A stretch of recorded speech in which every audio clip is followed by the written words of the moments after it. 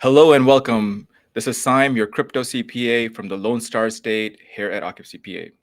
As many of you guys know, that we're all about bringing clarity to all aspects of blockchain, whether it's cryptocurrency taxes, whether it's the regulation, or whether it's the technology blockchain itself. And today's video segment is for everyone, your day-to-day moms and dads, average Texans that are worried about financial security of their portfolios and their assets, to crypto enthusiasts of all ages, and last but not least, to all the CPAs and tax practitioners that are serving these clients on the ground here in the great state of Texas. Today, I'm honored and I'm so excited to have an amazing guest with us today, and I've been after this guest for quite some time. Not only is he the author of the Texas Strategic Bitcoin Reserve, he's also the current chair of the Tech and Innovation Caucus at the Texas House of Representatives.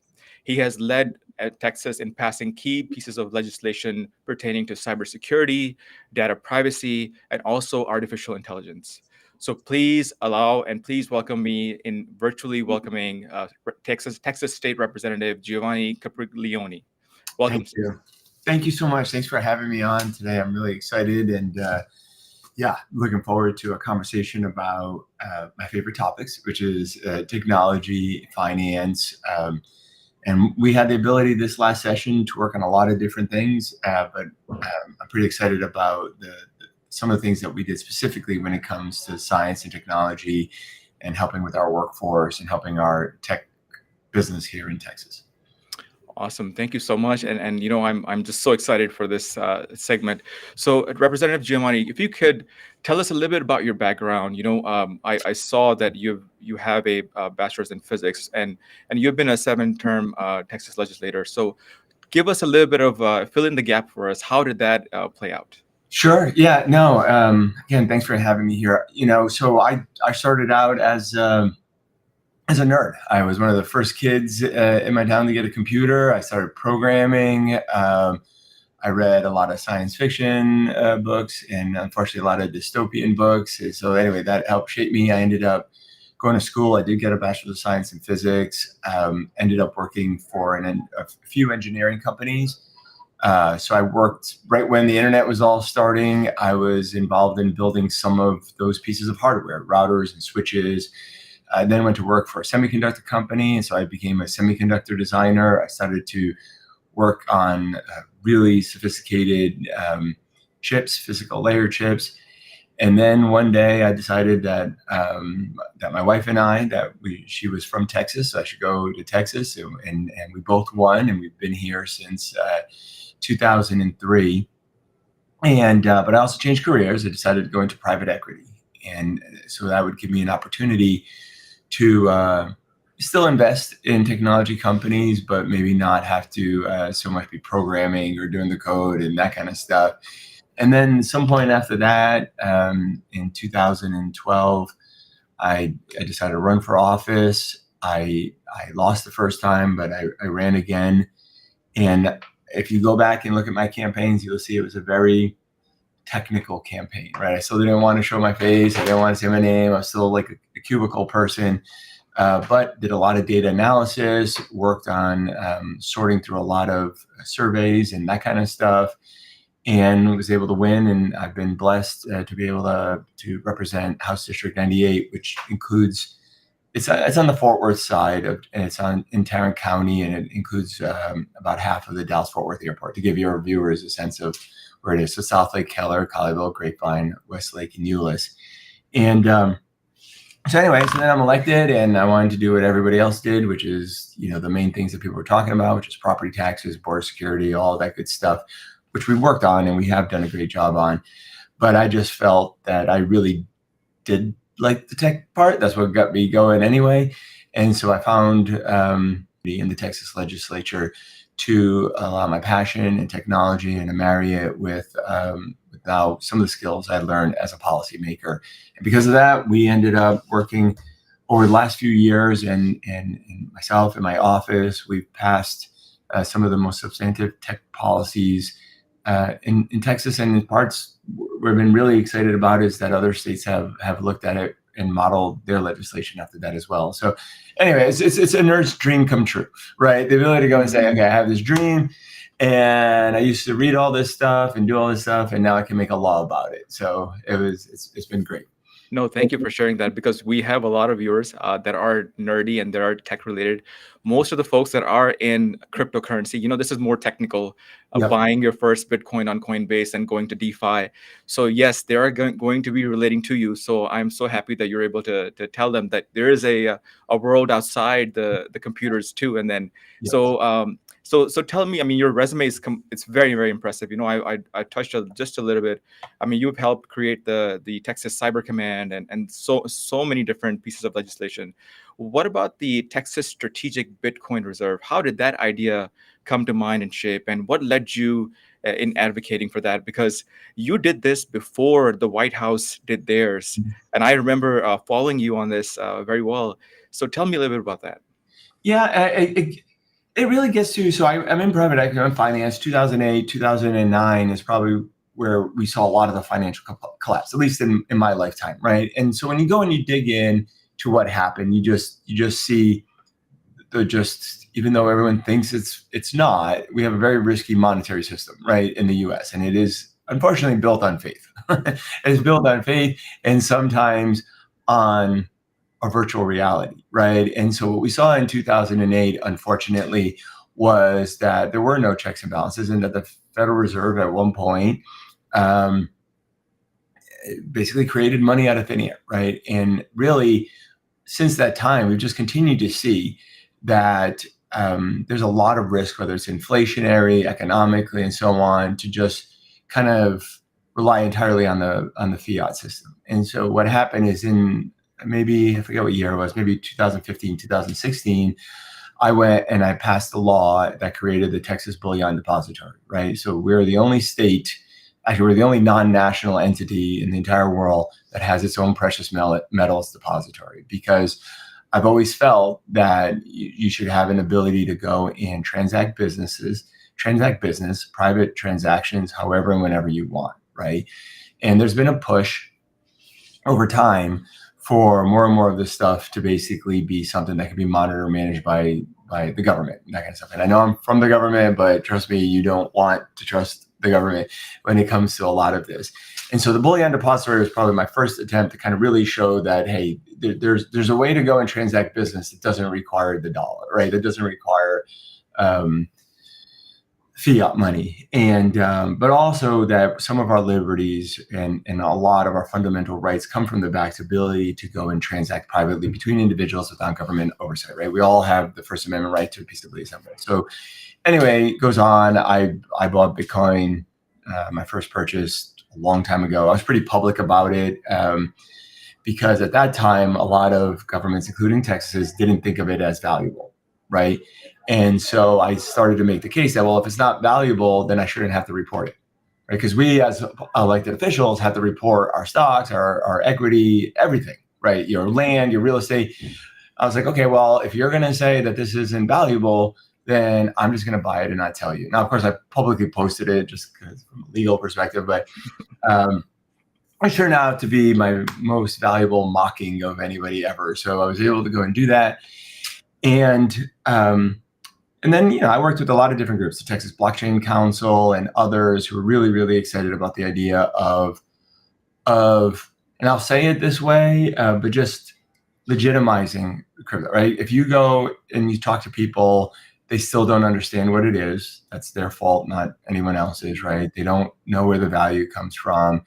You can have the same conversation about money, but whatever. So to me, one of the most important ways that we can show the value, the most important way we can show the legitimacy and the usage of it is for a government entity to go and house it, to have it, to put it on its balance sheet. And so if you think about what got me going here, it was, this doesn't even have any value. Well, here's a bill now that literally puts it on the balance sheet for the state of Texas, the biggest state. If we were a country, we'd be the 7th largest country in the whole entire world. And we are going to have Bitcoins on our balance sheet. And I think that idea is just so compelling that I felt that I needed to work on it, and we did it. And to some of our viewers who might not know anything about the strategic reserve, I would like to ask you to maybe explain a little bit who runs it, who operates it, and how does it work. At the same time, were there any hurdles in terms of passing this legislation? And this is something that this is very dear to me, the point, because in the CPA and practitioner community, we see a lot of older CPAs who are still not getting acclimated with this, and we're losing a lot of business to Yep. other CPAs in other states. And I want to also teach on this. So if you can please tell us a little bit about the actual reserve itself.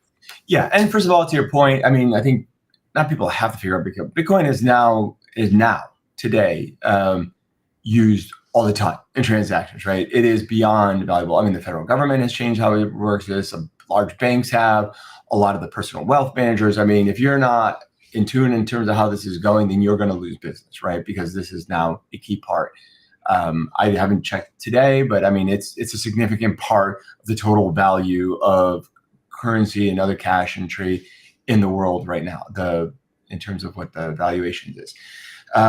So the idea is to go and create a place and how to put it on the balance sheet. And one of the ways to do that, and just to give you a little idea, the original idea was, okay, we're just going to create an account.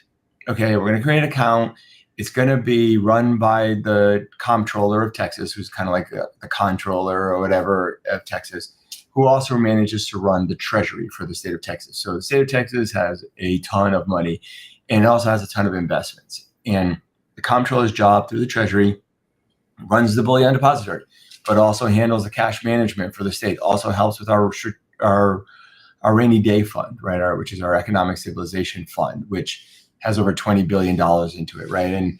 And I passed a law like 15 years ago. That fund, it had $9 billion in it. This is our rainy day fund. And it was being kept with treasuries. It was earning about 0.4% interest at the time, which is not where you want to keep $10 billion, right? Because of how inflation is destroyed. So I passed a bill, and now 4% of that, well, actually now a lot of that money has to be invested at least 4%. Still not that risky or whatever. Just that bill alone has generated over $1 billion for the state, okay? And so now the treasury is running all of this kind of stuff. And so they're the obvious place to go and put a Bitcoin reserve. The idea is the comptroller runs it. They just, now they're going to manage it in terms of the day-to-day operations of holding it, storing it, potentially trading it, all of that kind of stuff. That's going to be decided by, it's probably going to be a private company that does that, right? I think it was about just a week ago, maybe 10 days ago, the comptroller released its RFI. So it's the first stage in selecting somebody. It's a public bid, all that kind of stuff. Don't know who will get it.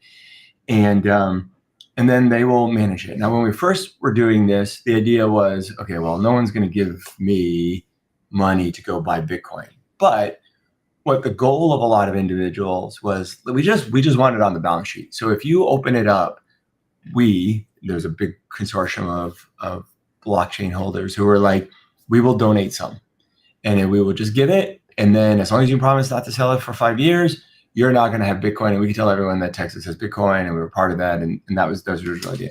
Along the way, people got excited about it. And so along the way, they decided to put real money behind it. And so we have an appropriation that I think the first tranche is $12 million worth of Bitcoin will be purchased by the state of Texas.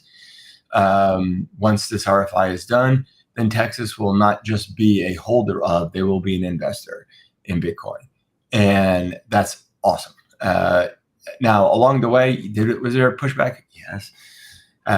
You know that little movie where you see how a bill is made a law and it's like it goes up the steps, a little cartoon? It's nothing like that at all. There's like 500 steps. Everybody has a problem with everything that you're doing. And so it is challenging to pass any law. In this particular law, we had a lot of support. Senator Schwartner is one of the most powerful chairmen in the Senate. He was the Senate author of the bill. And of course, that was a sign that this had some support behind it. Lieutenant governor has an opportunity to create up to 20 priority bills. And so like, if you ever look at a bill, how they're numbered, they'll be like HB1, SB3 or whatever. And then it goes all the way up to like SB 5300 or whatever. Well, the first 20 are reserved by the House and the Speaker, and this was Senate Bill 20. So it also showed that there was support. from leadership on all sides. And now the good news is also I'm the chairman of a committee. It's the DOGE committee, the Delivery of Government Efficiency Committee. So that bill went through my committee. The first time it didn't pass.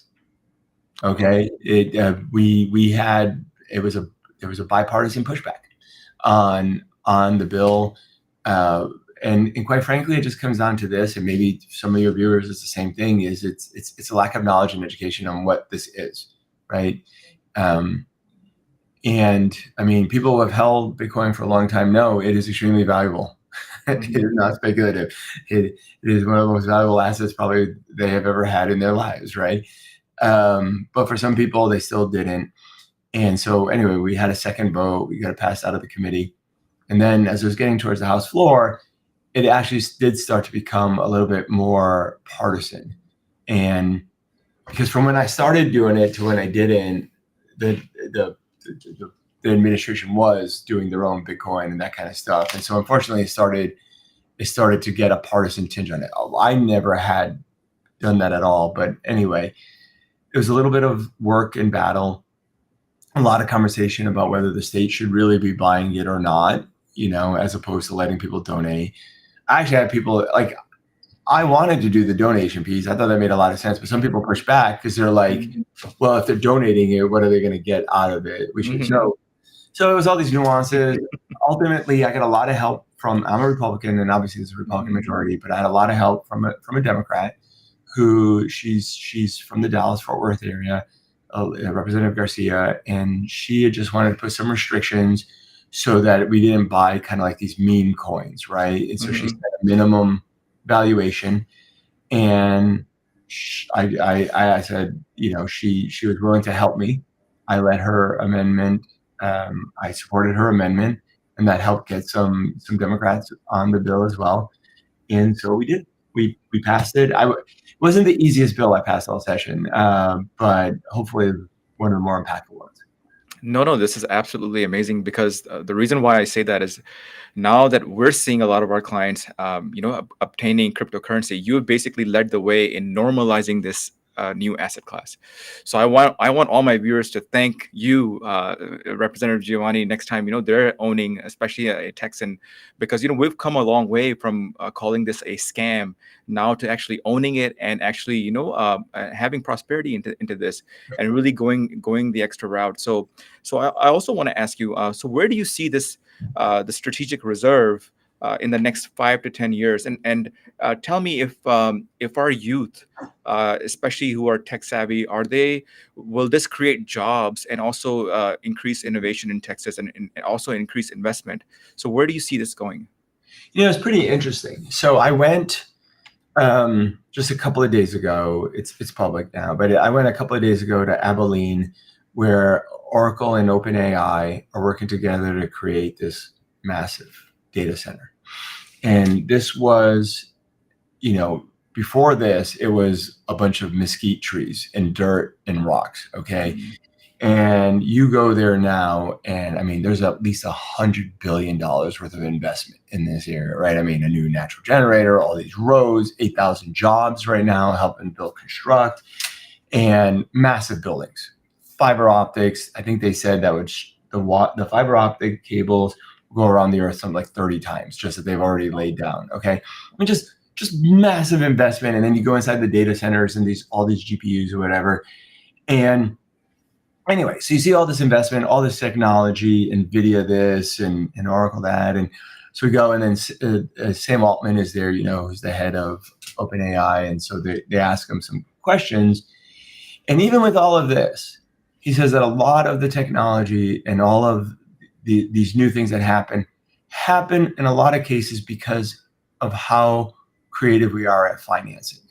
Okay, so think about that, right? Like this $100 billion operation would not exist if there wasn't an interesting way on how to finance artificial intelligence, right?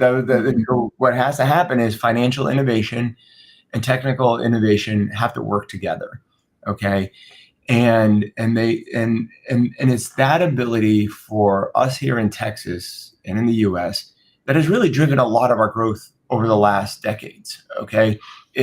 We're good at technology. We're also good at how to do this. making sure there's a proper guardrails in both. And when people talk about jobs, they may just think of it as a, oh, is a Bitcoin miner, how many jobs does it have? That's not the point. The point is the flexibility of payments, the ability to go and innovate in order to find applications and products and services for this new way of transferring money, the flexibility. That's what creates the jobs, okay? And that's what creates the innovation. And I mean, just think about all the effort that's going. And I always think about this as maybe not the perfect analogy, but everyone when I was younger would always complain, why are we spending all this money to put satellites in space and go to the moon? And it's like, because we're creating a whole bunch of new things and new ways of thinking to get us to do that. It'll be true when we go to Mars. Why are we going to Mars? Well, actually, it turns out the journey is what's going to make us the most amount of benefit later on. And the same thing with Bitcoin. And by making Texas a leader now in that, makes us a leader in cryptocurrency, okay, which probably brings us a leader in a whole bunch of related technologies as well. And so if we in Texas continue to innovate and allow companies the ability to justify and legitimize what they're doing, we're going to continue to be one of the fastest growing states in the world. Wow. Wow. How have we been able to attract these massive amounts of investment? And I mean, from other states, how did that happen? You ask a lot of businesses, and as you know, businesses move to Texas all the time, and they mostly move from 3 or 4 key states, but they're all coming to Texas. And there's a variety of reasons that they say, but a lot of it has to do with the fact that we have the best workforce in the world. Okay, and this is different from 20 years ago. Okay, where maybe it wasn't exactly true that we were, maybe we weren't, but we made a lot of good investments ourselves. We've invested in our universities, for instance, right? So we have now several tier 1 universities. We gave the governor the ability to go and basically have this investment programs to go and pick top professors or researchers and bring them here to Texas. And that matters, right? Because that helps with the workforce. We went and we created these special financing tools. So we would say to companies, if you move here, we know the math may not add up correctly, but if you hire this many people and you do this sort of stuff, then we will make it a little bit cheaper for you. Maybe it's a property tax abatement, maybe it's something else. So I would say it's well, first of all, again, it's the people here in Texas. It's having a common sense regulatory regime, which lets people go and innovate without fear of being taxed to death or being forced to fill out a whole bunch of documents and compliance stuff. And when you talk to these businesses that have moved from other states and moved here, they're just being stifled. And if you stifle, again, the tie is strong. If you stifle them financially, they don't have the money to innovate. They're not going to have 1 or 2 or 3 or 5 of their employees do some research on a project if they have to pay twice as much in taxes, right? They're just not going to be able to do it. And so they have that ability to grow here in the state of Texas. And so that's what's helped generate a lot of that here. And we've seen the benefits of it. I mean, it's been incredible. The data centers that are opening up here, the AI companies that have been here.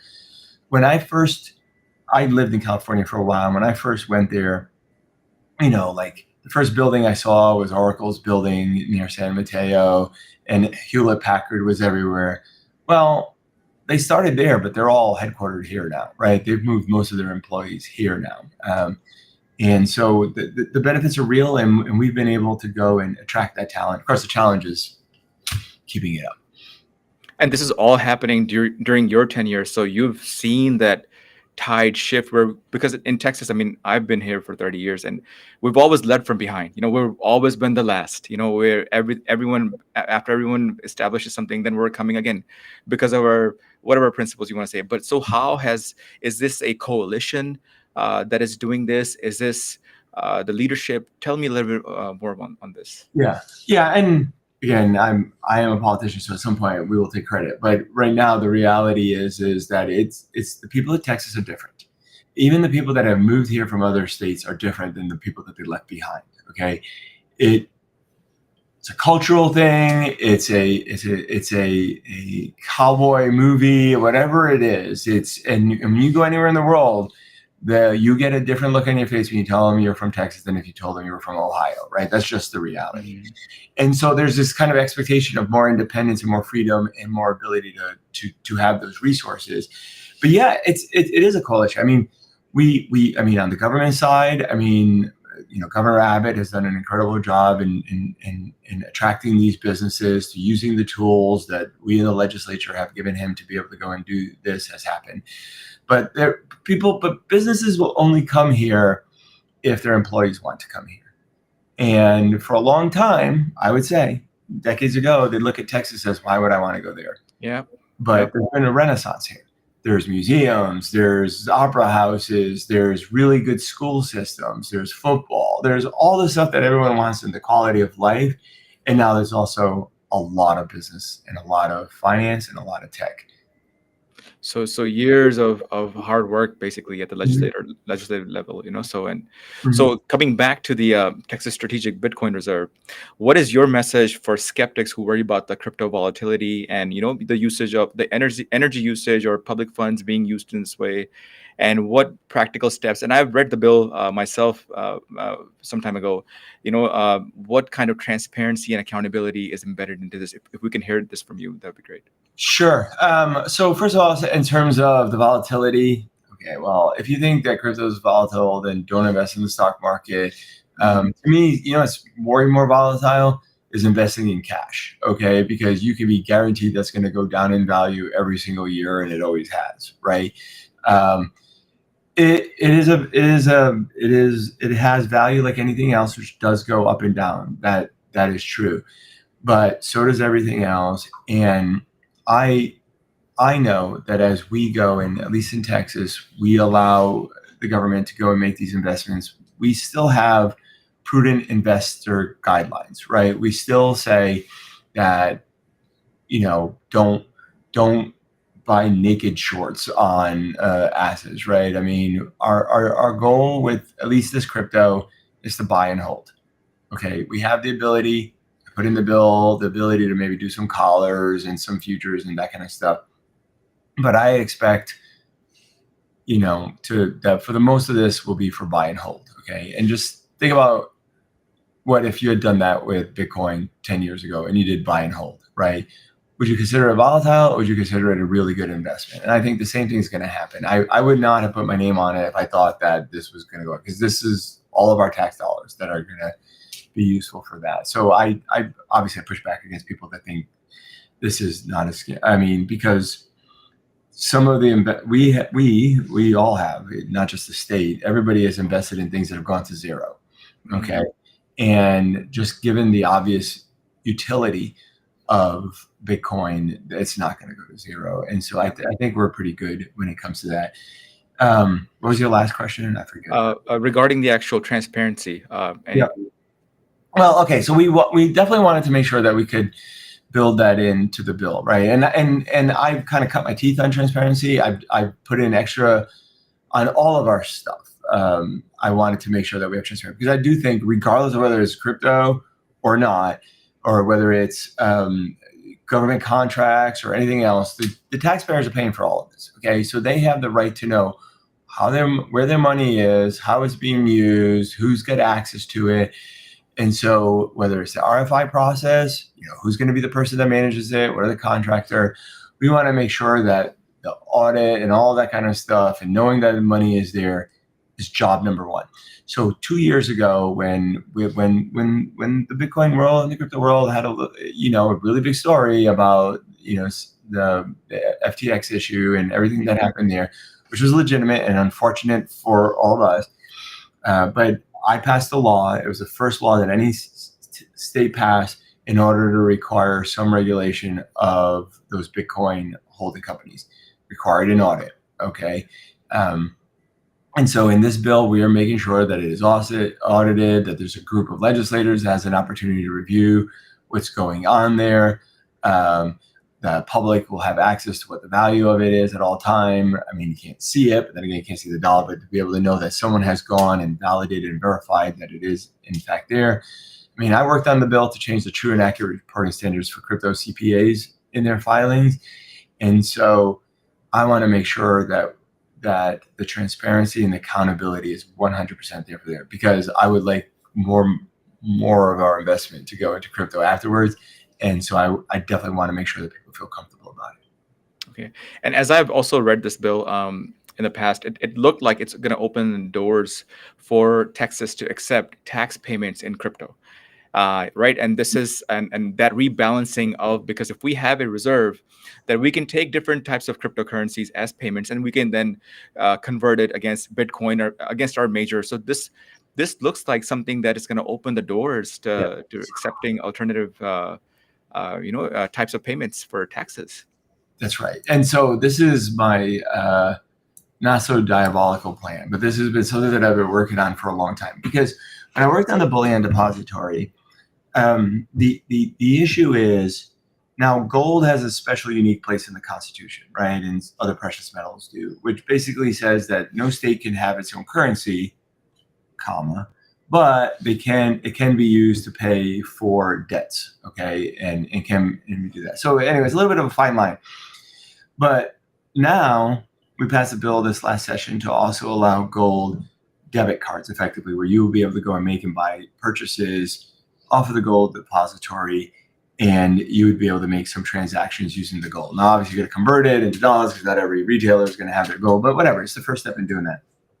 But in the process of doing that, a lot of people say, you know how you hit it big and totally legitimize something is when you let the government accept it as tender, right? Like the second that the government's like, yes, you can pay me your property taxes with a block of gold or with this crypto, then it's game over, right? I mean, it's now just as effective.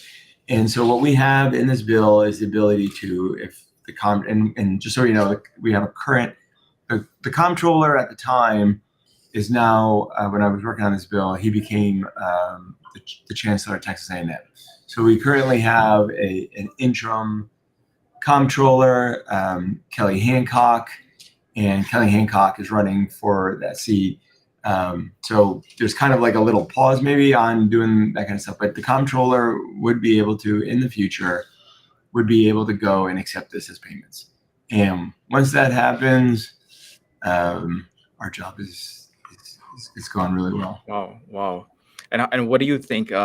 Just speculating what that time frame might look like, because this is very exciting for us to be able to pay in crypto state taxes. That would be amazing. I think we might have lost Giovanni. We're gonna just hang tight here for a second or two until he can rejoin. Give me 1 second.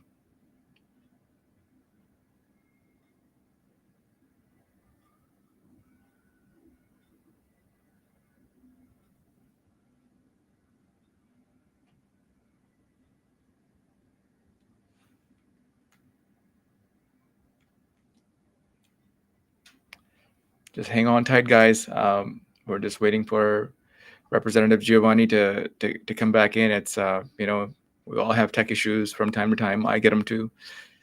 So we're just gonna wait. And yes, so this is so exciting. If you've heard Representative Giovanni talk about Texas accepting crypto as a tenure for tax payments, I mean, this would be amazing. You can, from your hot wallet, cold wallet, or I'm sure they're going to be limited to the amount of or different types of crypto that we can accept. It won't be some of the meme coins, but I'm sure it would be some of the major coins, whether it's Ethereum, Solana.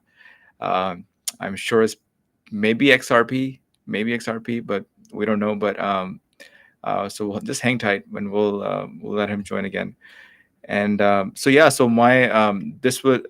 And then I was going to be asking him two different questions regarding law enforcement. And again, there's huge law enforcement issues when it comes to cryptocurrencies. Especially, we're seeing, as I'm also seeing, so many of my clients that are victims of pig butchering scams and different types of Ponzi schemes. And that was going to be my second last question. And the last question was going to be the question in terms of bridging the gap between compliance as it pertains to tax, doing the taxes and whatnot, and the actual legislative piece. So the partnership at the state level between the legislative body and the CPA practitioner body, and how if there is any plans of teaming up and educating. So education in law for law enforcement, so for them to actually go and make sure that we're not going to see a lot of. One second, here he's back on. No, no problem. Yes, we can't hear you. Uh, it's okay. It's okay. We can see if you can try to. Uh,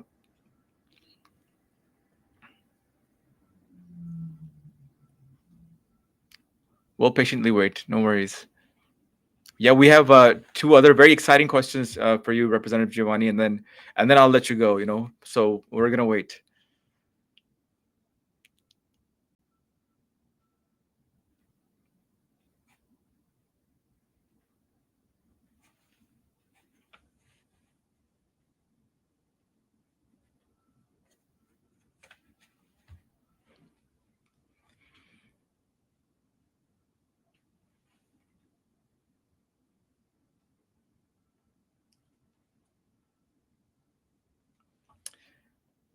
Everyone, be patient. This happens to all of us. It happens to me all the time too. So let him come back, and we're gonna ask him the last two questions. And if you guys also have any questions, you can put them into the call, or you can just email us, at info@ocfcpa.com or crypto@ocfcpa.com. Those two are the primary emails that at least I check. But you can certainly leave comments, in the description below. Please like and subscribe, and give us more, share more topics with us that we can also ask. We plan on bringing in more folks, but this was such an amazing opportunity that to have the author of the Texas Strategic Bitcoin Reserve, and I'm going to ask Representative Giovanni as well, because right before the interview started, he was telling me some few developments regarding quantum computing that Texas has taken on, and that is absolutely very exciting. And I want to certainly hear about that. So just hang tight, guys. Grab a coffee, grab another cup of coffee. I know it's 1:37. Some of you guys are probably suffering from what is it, the food coma. So grab some caffeine and hang tight.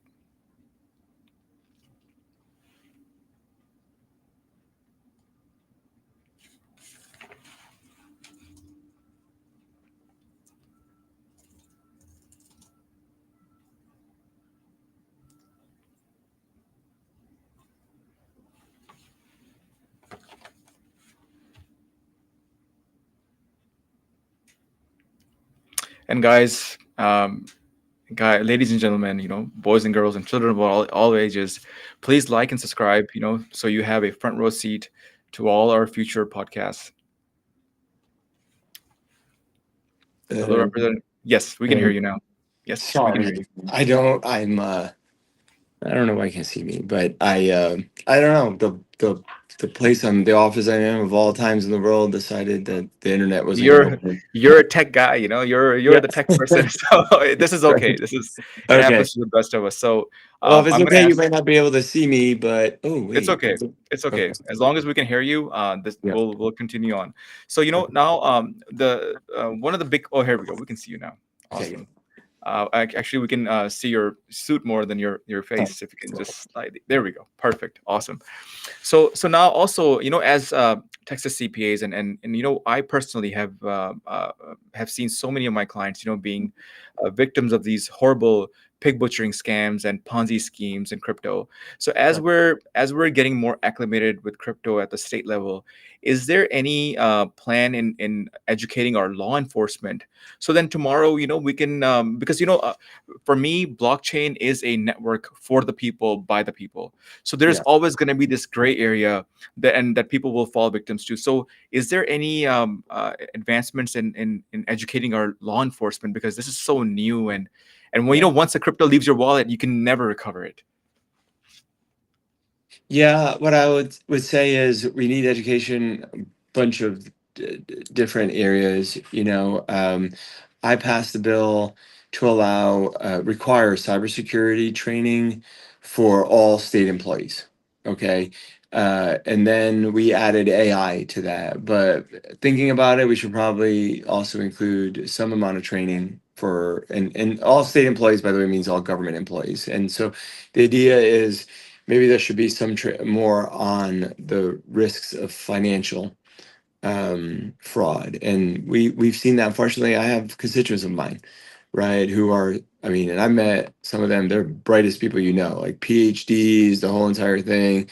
But some of these bad guys are pretty sophisticated, and they've gone to local law enforcement, and they're just, they're great at a lot of things, but they're just maybe not as in tune in terms of how these are going. Unfortunately, some of the amount of monies isn't enough to get other people involved as well. So absolutely, there needs to be a lot more education for law enforcement, but also for the average individual person. One of the things that we looked at, and we weren't able to get it done, but to look at, crypto ATMs, right? Mm-hmm. Unfortunately, some of them are being used not for the intended purpose, right? So maybe there's things that we can do there. I know our local district attorney has just recently been doing a campaign targeting, people over 65, saying, hey, you know, do not wire money, do not wire crypto to people at a crypto ATM that you don't know, right? So I'm seeing some of it, but to your point, we have to do a lot more. Yeah, no, that is very good, and this is an ongoing thing, right? I mean, this it's evolving so fast, and so now let's talk a little bit about the CPA practitioner or the tax practitioner community, and obviously now they're also getting acclimated. Is there any kind of partnership at the legislative and compliance, because we're working with a very loose framework? Remember, this is the cryptocurrency is the newest asset class that we have, and even on the federal government side, we have fit this in property. So sure, properties framework is a half a century old framework, and so still we're working with such a loose framework and putting a brand new asset class into this new old framework. Sorry, so there's still so many gray areas that I come across all the time, and there are not that many concrete rules that tell you that this should be done this way, because again, going back to the network for the people by the people. So is there any kind of partnership, or do you see something popping up in the future where there will be some collaboration between the state, the legislative body, and also the Texas CPA body, and maybe in terms of education and compliance? Yeah, I mean, well, first of all, I do, and so do a lot of members of the legislature, have a really good relationship with the CPAs in Texas CPA. The Fort Worth CPAs in particular were very helpful to me, not just on the legislative side, but supporters of mine in my campaigns in the past. So I would just, first of all, thank all of the CPAs for their help. Um, I, that being said, we are not experts in everything, right? And so whenever there are issues, like you just mentioned, some gray areas or whatever, to the extent that we can figure out how to have a stronger bond or stronger relationship, to be able to say, hey, this is a problem and we want it fixed, that would be helpful to us as well, right? Like, I can't fix things. I mean, I worked really closely with CPAs on some training issues, continuing ed a little while ago. I helped Mhm. with some affiliate languages. I helped with, and I know we all do with a whole bunch of other CPAs. With my FTX type cleanup bill, worked really closely with CPAs on making sure we get the language right and the audit and all that kind of stuff. But you all have really technical stuff that you do that has to be right, and ours are laws that maybe sometimes are a little bit vaguer. Okay, and that's Mhm. maybe where the holes go. So there's two ways that we can work closer together.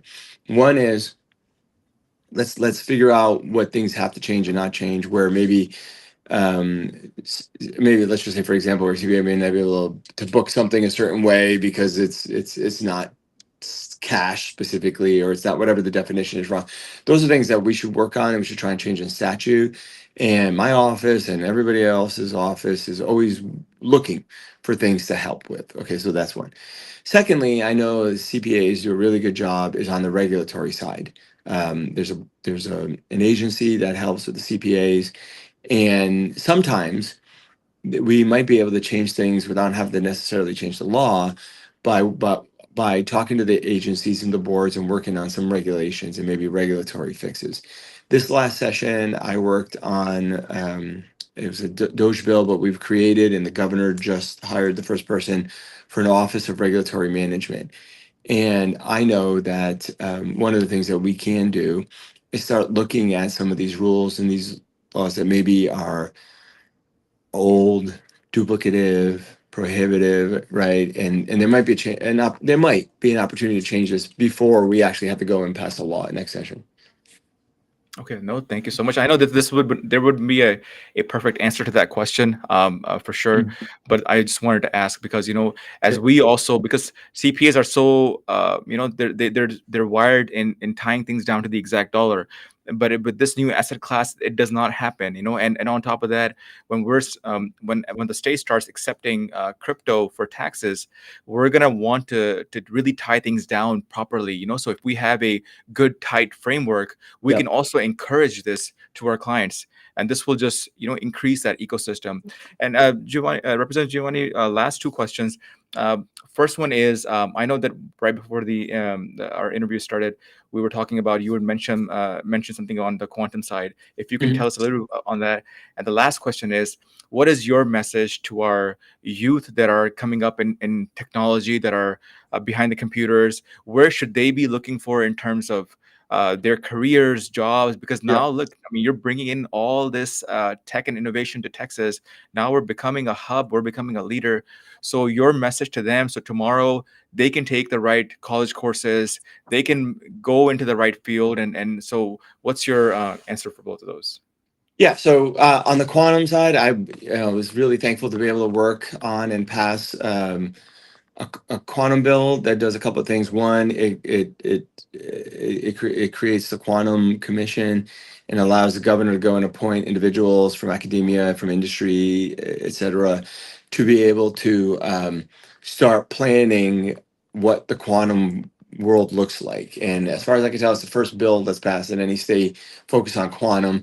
But secondly, it creates a fund, and of course, we named it Qubit, the Quantum University and Business Innovation and Technology Fund.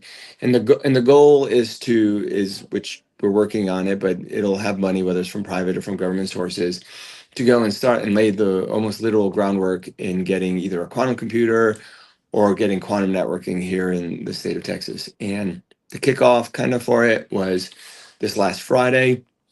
I went to College Station and they had a cutoff attendance at 450. Okay, but they think well over 200 or 300 people were not able to attend. And it was quantum computer brainiacs from all over the United States who kind of came there to see, the latest in quantum, but also excited that Texas is working on this.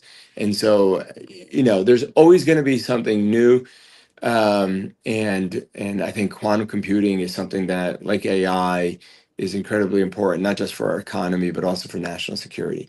In terms of what I would tell kids, I mean, listen, students, I mean, this is a weird time, okay, where we're finding out that for a long time computers were there to try and kind of augment our abilities. And now we've discovered that, yeah, they can do that, but in some cases, they may actually be able to replace.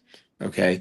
And so anyone going and newly entering into the workforce or newly entering into school to think about what they want to do has got to think about what is and isn't going to happen, which is a hard thing to do. So I think today, if I would say something, it's less about a specific skill, but rather a way of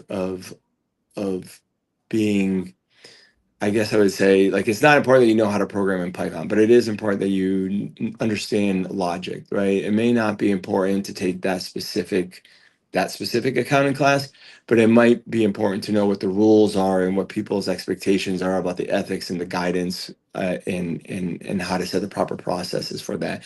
I mean, management might be less about, do I want to go and do this logistics stuff, than to think about, how do I go and maybe make sure the company is profitable and reduces all costs, right? So I think what people are going to have to do is focus less on this software tool and that software tool, and more about something more challenging, which is learning how to be really good at thinking, being very creative, and being able to stand separate as a human. I mean, this is just a whole new world, right? Because I'm sure everyone who's watching this is using AI today to do things they never dreamed a computer could do. And we have to tell people coming in to take it up a notch, a significant notch. And not just completely rely, at least look at the logic, look at what's going on. And because you just like you said, I'm sure there's a lot of people that are watching, they have their AI summary tool and they're summarizing this entire podcast, pretty much. Yeah. But again, it's to go one step further, not just to stay there, to go one step further, right? You know what? This is gonna make me sound like the old guy in the corner, but I'll tell you, I have gone. I mean, listen, I was one of the first people on bulletin board systems. I was maybe one of the first trolls ever, whatever, right? I mean, but there's a massive difference between using your iPhone a lot and knowing how the iPhone is built.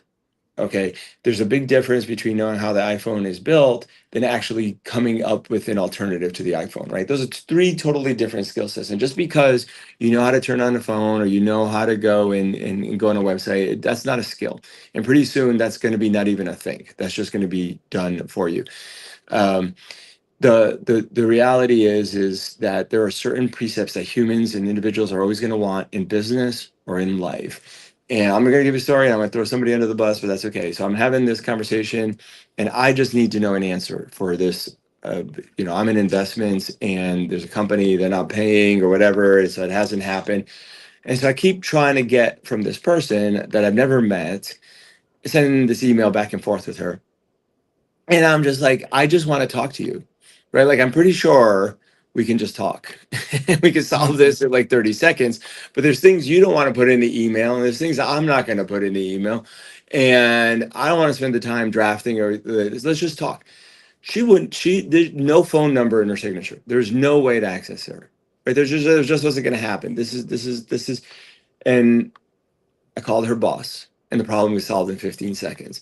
So the question is, do you want to be a boss, or do you want to be somebody who's going to be replaced by AI, or not even AI? It'll just be a tool. And people just have to get better at managing. They have to get better at what makes them different and unique, because you're never going to beat the computer at adding things up. You're just not. Mhm. Very well said. Thank you so much, Representative Giovanni. Our doors are always welcome to you, and Awesome. I will be advocating for you Thank you. whenever I go to these Texas Expo events, and I'm going to be teaching actually CPAs, crypto tax and accounting. Hopefully, I'm actually in talks with the Okay. Texas CPA Society. But thank you so much, and I would love to bring you on for any time. For another talk session, and to all the viewers and listeners out there. Thank you so much for tuning in. And if you have any other topics that you want us to cover, please drop them in the comments, like and subscribe. And again, we're all about making a difference, providing solutions, and bringing clarity to topics. And thank you so much, Representative Giovanni. And we'll talk to you soon. Okay. Thank you. Thank you. Thank you very much. And next time I'll make sure all the technical stuff works. Thanks a lot. Okay. All right. Take care.